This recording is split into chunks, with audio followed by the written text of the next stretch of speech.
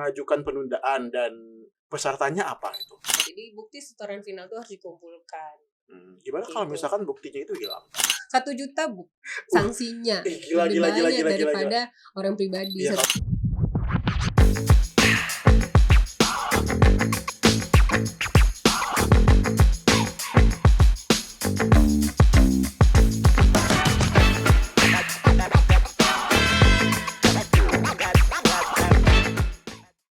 Halo kawan pajak, selamat datang di Si Tanjak, siniar tanya jawab pajak Kanwil DJP Riau. Pada episode sebelumnya, di Si Tanjak kita sudah membahas tentang SPT, PPh orang pribadi. Nah, di episode kali ini kita akan membahas tentang badan ya, tentang SPT tahunan badan. Apa sih itu badan di pajak dan bagaimana sih pelakuan pajaknya? Nah, bersama gua kali ini sudah ada narasumber yang paling kece, paling hits, dan juga paling dikenal bagi wajib pajak yang ada di Pekanbaru. Siapa lagi kalau bukan narasumber kita, Kak Aci. Jadi malu. Kok malu, Kak? Gimana Kak kabarnya Kak? Udah setahun nih kan nggak ketemu Kak? Oh, nggak ketemu kita. Iya, udah setahun kita nggak ketemu. Sehat, alhamdulillah Bu.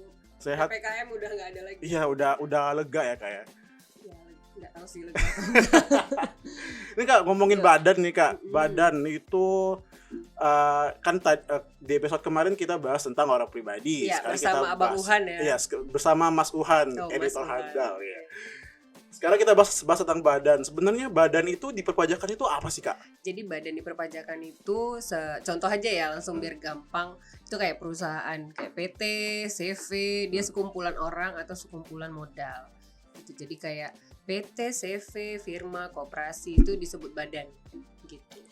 Berarti kalau misalkan badan perlakuan perpajakan itu ya, misalkan dalam hal SPT karena kita bahas SPT ya Kak ya. SPT. Itu sama nggak Kak?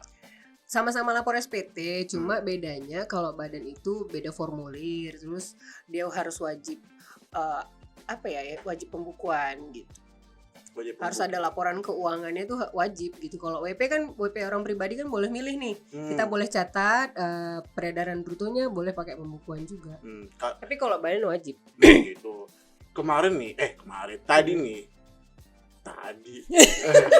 Sorry. Di episode sebelumnya tuh aku sama Mas Uhan itu udah ngebahas tentang persyaratan pelaporan SPT tahunan. Kayak katanya ada dokumen nih kawan pajak, dokumen yang diperlukan untuk lapor SPT itu ada bukti potong, ada daftar harta, daftar hutang, tanggungan gitu-gitu ya. Nah, tadi Kakak sempat nyinggung tentang pembukuan catatan. Sebenarnya pembukuan dan pencatatan ini apa? Dan kalau melaporkan SPT tahunan badan ini tuh apakah harus disertai dengan bukti potong juga gitu? Iya, jadi gini Bu. Abub ya. Iya. Namanya Abub. Iya, Abub. Jadi di pembukuan itulah di situ potret bagaimana keuangan perusahaan selama setahun Bu. Jadi misalkan di tahun 2002 berapa penghasilan, berapa biaya-biaya yang dikeluarkan, berapa laba atau rugi, itu di situ di laporan keuangan ya, di pembukuan. Nah, tapi kalau misalkan di SPT tahunan badan itu gimana ya bilangnya? Dia tuh harus ada apa tadi pertanyaannya, kok lupa aku. Bukti potong. Oh iya, bukti potong, sorry. Ya, bukti potong. Nah, bukti potong itu dipakai sebagai kredit pajak. Sama dengan orang pribadi juga. Kalau badan ini kredit pajaknya misalnya ada PPh pasal 23, misalkan dia menerima penghasilan dari jasanya dia gitu kan. PPh pasal 22. Di situ nanti bisa mengurangi pajak yang harus dibayar dia gitu. Jadi kan udah dipotong tuh sama pemberi kerja. Kita punya jasa nih dari pemberi kerja, kita dikasih bukti potong, itu bisa ngurangin dari penghasilan badannya tadi gitu. Ada PTKP juga Kak? PTKP enggak? Oh, enggak ada PTKP ya? enggak ada. PTKP khusus untuk orang pribadi. PTKP khusus orang pribadi. Ini pengurangnya hanya kredit pajak. Kredit pajak. Jadi seperti itu ya. Kawan pajak ya. Kita baru mulai tapi kita udah banyak jauh gitu ya. Udah jauh gitu. Tapi kalau kita kulik lagi nih Kak tentang SPT PPh badan ini. Sebenarnya itu tadi kakak nyinggung tentang kredit pajak gitu ya. Iya. Kredit pajak itu juga termasuk dalam pengurangan nggak kak? Iya, pengurangan. Pengurang ya? Pengurang. Karena kan udah dipotong gitu, Bu. Udah dipotong dari perusahaan. Jadi ada yang pajak yang sudah kita bayar gitu kan. Jadi kita tinggal hitung aja berapa lagi pajak yang harus kita bayar setelah dipotong dari perusahaan. Oh, jadi kon pajak kalau misalkan di SPT PPH orang pribadi itu ada PTKP untuk pengurang. Nah, kalau di badan itu ada kredit pajak ya kayak. Jadi kalau misalkan sebenarnya itu pengurang itu kredit pajak itu bisa jadi dari pasal 25 juga. Jadi misalkan kita udah lapor SPT tahunan nih, ternyata kurang bayar. Kan ada tuh dibagi 12 itu kita harus bayar pasal 25. Pasal 25 setiap bulan. Nah, itu di orang pribadi, di badan bisa juga jadi pengurang karena udah kita bayar duluan gitu. Gitu ya, kawan pajak ya. Bingung, Bu? Bingung. Aku di sini mewakili kawan pajak, Kak. Iya, kawan paham. Iya. Kawan pajak bingung, aku pun juga bingung, tapi kita sama-sama belajar ya kayak. Iya, Kita sama-sama belajar. aja. Dan semoga dengan adanya podcast kali ini kita bisa belajar sedikit ya tentang kewajiban perpajakan, terlebih tentang SPT tahunan badan ini ya Kak. Iya, mana tahu kan ada anak-anak muda kayak Abub nih mau buat perusahaan ada gitu perusahaan kan. Kak. Iya, jadi bisa belajar pelan-pelan gitu. Iya. Jadi kita kawan pajak ya, kita sebagai generasi muda nih yang udah maksudnya udah centeng gitu ya, udah bersinar gitu, ide tentang mencari uangnya gitu ya. Siapa tahu kawan pajak ada yang punya firma, PT, bagi tadi Kak CV ya, CV. Iya, CV. Nah, itu bisa kita belajar bersama-sama ya tentang kewajiban perpajakannya. Apalagi kalau misalkan udah punya NPWP tahun kemarin, itu kita punya kewajiban tahun ini untuk melaporkan SPT PPH tahunan badannya. Iya, benar. Nah, di episode sebelumnya kita membahas tentang jenis-jenis SPT Kak. Iya. Kalau nggak salah di SPT PPH orang pribadi itu ada 1770S, SS gitu ya. Nah, kalau di badan ini ada nggak Kak jenis SPT-nya? Cuma satu, Bu. Jadi formulir SPT tahunan PPH badan cuma satu, namanya 1771. Tapi untuk mata uang bisa dua. Jadi misalkan 1771 itu menggunakan mata uang rupiah, yang kedua menggunakan mata uang dolar gitu. Jadi formulirnya satu aja. Oh, jadi gitu ya kawan pajak. Jadi untuk lampirannya nih yang banyak kalau misalkan badan. Lampirannya bejibun ya kayak. Banyak. Terus mana ya tadi ya? Lupa deh kawan pajak.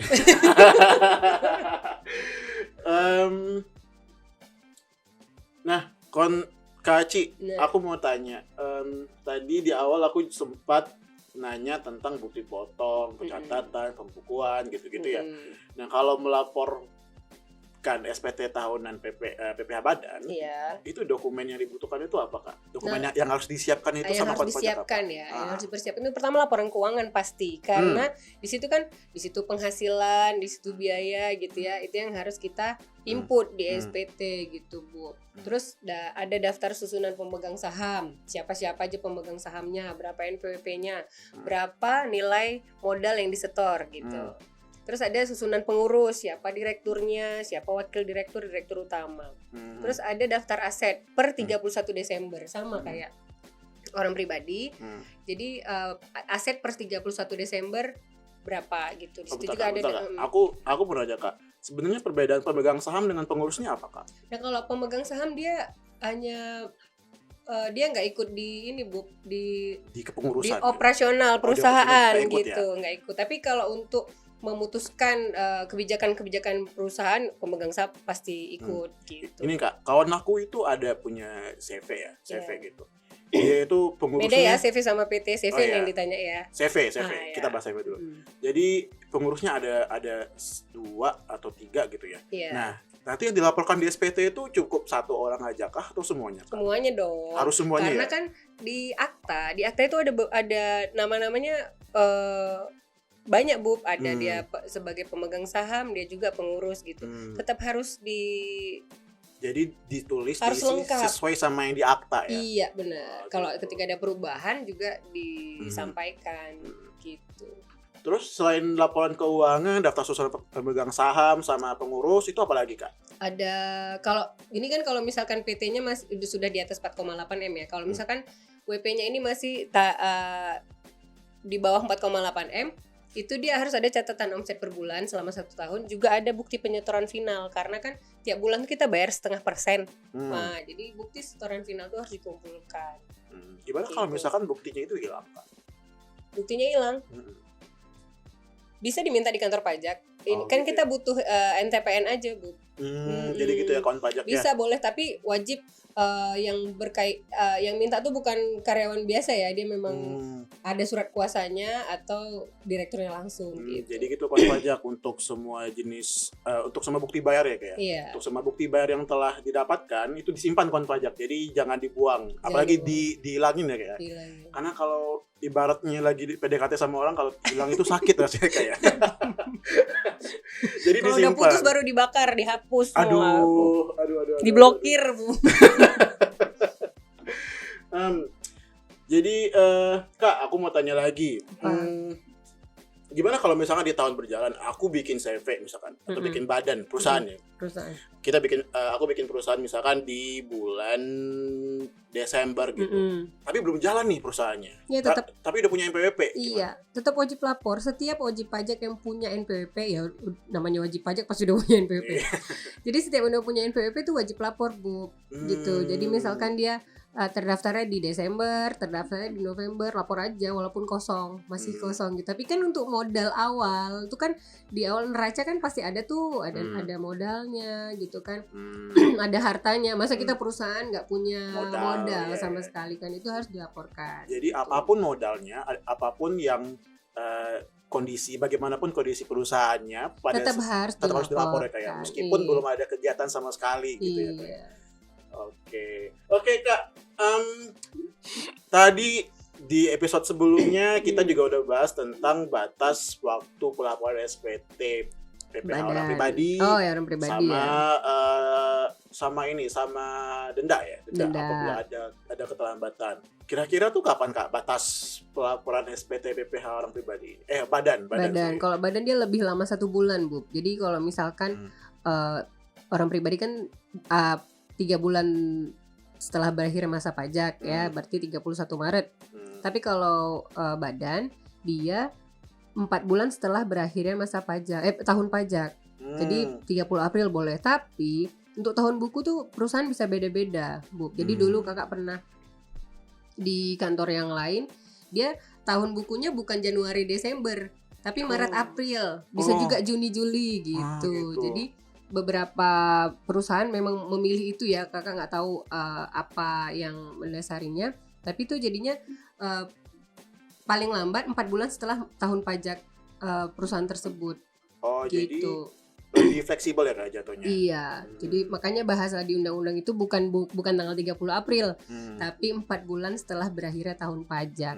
Jadi gitu tahun pajak ya. Jadi batas waktu pelaporan SPT PPh badan itu tanggal 30 April atau 4 bulan setelah berakhirnya tahun pajak gitu. Gimana kalau misalkan aku lapornya Desember? Desember terus nih. Jadi gini, kalau misalkan pertama ya, boleh perusahaan itu mengajukan penundaan, Bu. Jadi ada namanya penundaan SPT tahunan, dan dia harus menyampaikan permohonan penundaan tersebut ke KPP, disetujui atau tidak. Nah, kalau sudah disetujui, dia bolehnya sampai 2 bulan. Jadi terakhir misalnya 30 April nih.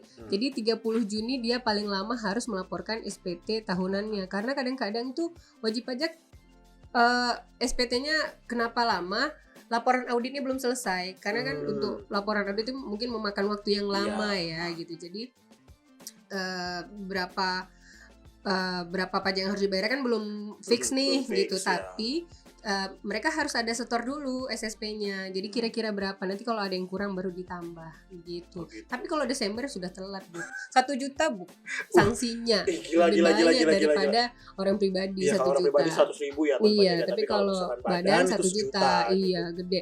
Lumayan juga 1 juta bisa buat beli kuota. Bisa buat beli sepatu. Sepatu habis deh, Bu. Iya, habis itu sepatu tuh. Skincare juga bisa nih kalau pajaknya. Atau kalau mau nge-gym biar karena kita ngomonginnya badan, biar bisa dapat badan goals, body goals gitu ya. Oke Kak, tadi sempat Kakak nyinggung tentang penundaan gitu ya. Penundaan itu gimana sih Kak? Kenapa seseorang itu bisa mengajukan penundaan dan persyaratannya apa itu? Kok itu persyaratannya tadi ada namanya 1771Y. Jadi nanti kan Bu, langsung ya. Jadi WP mengajukan permohonan penundaan, nanti terbit persetujuan gitu dari KPP. Tapi dia harus setor dulu pakai SSP. Kira-kira berapa yang harus pajak terutang yang harus dibayar sama wajib pajak tersebut. Jadi kalau misalkan udah disetujui sama KPP baru bisa penundaan gitu ya? Iya. 2 bulan ya? 2 bulan. Gimana kalau misalkan aku punya PT, CV misalnya, CV. PT lah Bu. Ya PT. udah masuk 30 April nih kan, udah takut nih, udah telat gitu. Terus aku lapor duluan gitu. Tapi auditnya belum selesai, itu gimana Kak? Bisa? Boleh? Nggak boleh. Nggak boleh ya? Nggak boleh karena harus berarti laporan keuangannya belum selesai kan? Nggak boleh Bu. Belum ya? Belum. Berarti harus ada laporan keuangan dulu ya? Iya. Laporan keuangan juga harus lengkap. Jadi gitu ya kawan pajak, kita nggak boleh ngelapor dulu kalau belum ada laporan keuangannya gitu ya? Iya, karena nanti ketika diteliti itu bisa dibatalin BPS-nya, jadi dianggap tidak disampaikan gitu. Karena kan lapornya kan e-filing nih, jadi setelah dicek bisa dibatalkan.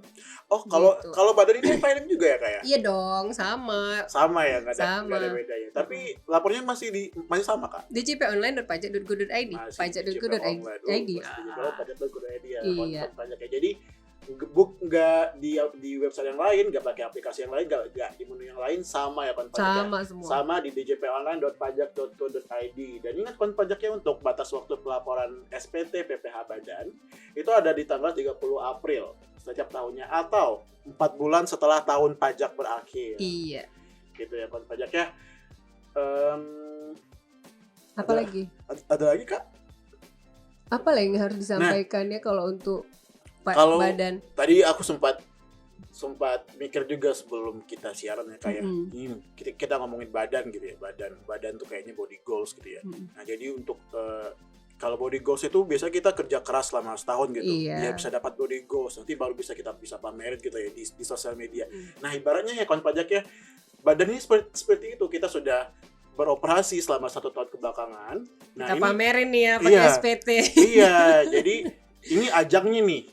Dalam SPT tahunan badan ini kita ajangnya buat pamerin badannya ini nih gimana gitu, utangnya berapa, penghasilannya berapa, omsetnya berapa selama setahun ke belakang gitu. Ini kesempatan bagi kawan pajak semuanya untuk melaporkan semuanya ya yang punya badan. Dan ingat kawan pajak, sebelum 30 April itu harus dilaporkan, dan apabila belum ada laporan keuangannya mungkin dapat mengajukan penundaan ya Kak ya? Boleh penundaan, tapi khusus untuk wajib pajak yang laporan keuangannya diaudit. Ya, khusus untuk wajib pajak yang laporan keuangannya diaudit, kawan pajak. Nih Kak Ci, aku mau nanya sebelum kita akhiri nih, gimana kalau misalkan dalam pelaporan itu ada berkas yang nggak lengkap? Berarti SPT tahunannya dianggap tidak disampaikan. Jadi misalkan gini, kayak ada lampiran daftar pemegang saham, dia ada dilampirin tapi nggak diisi. Nggak mungkin kan PT daftar pengurusnya nggak ada, pemegang sahamnya nggak ada. Terus ada kayak lampiran khusus juga gitu. Ya, contohnya kayak dia perusahaan dagang nih, ada tuh lampiran khususnya kalau dagang beda, industri beda gitu, jadi bank beda gitu. Jadi ketika kita itu nggak diisi, ada tapi nggak diisi, dianggap tidak disampaikan juga gitu, sama. Gitu. Tapi SPT-nya diterima? Tidak. Enggak ya? Tapi kalau gini Bu, sorry ya. Tapi kalau untuk yang tidak lengkap ini kan misalkan kan laporan e-filing nih. Itu kalau misalkan ada yang tidak kan diupload nih filenya, dia nggak bisa kalau nggak terupload.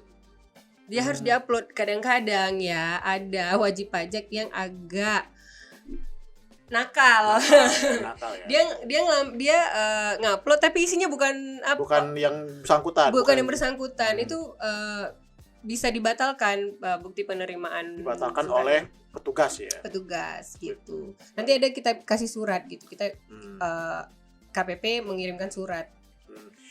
Kak, gimana kalau misalkan aku punya CV tapi aku berhenti beroperasi iya. di pertengahan tahun atau di 34 Mm-mm. tahun gitu. Itu gimana? Aku masih wajib lapor pajak Kak Aci? Wajib dong. Jadi Masih, setiap punya NPWP itu wajib.